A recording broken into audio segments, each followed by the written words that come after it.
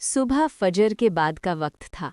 गलियों में खामोशी थी, लेकिन एक घर में चूल्हा जल चुका था। अम्मान रशीदा। आंखों में नींद कम थी और जिम्मेदारियां ज्यादा। 3 साल पहले इस घर का सहारा चला गया था। बस ड्राइवर शौहर, एक रोड एक्सीडेंट और जिंदगी अचानक बदल गई। कुछ महीने मदद मिली, फिर सब कुछ खामोश हो गया। 2 वक्त की रोटी रोज का सवाल बन गई।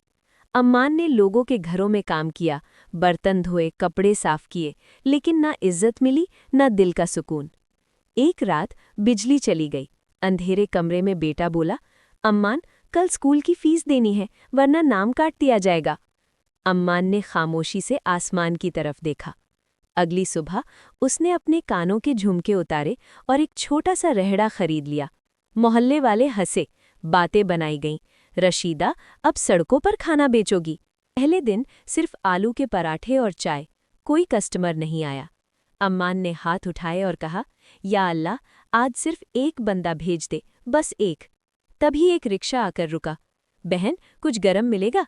पराठा खाया, चाय पी और आंखों में नमी के साथ बोला, अल्लाह की कसम, माँ की याद आ गई।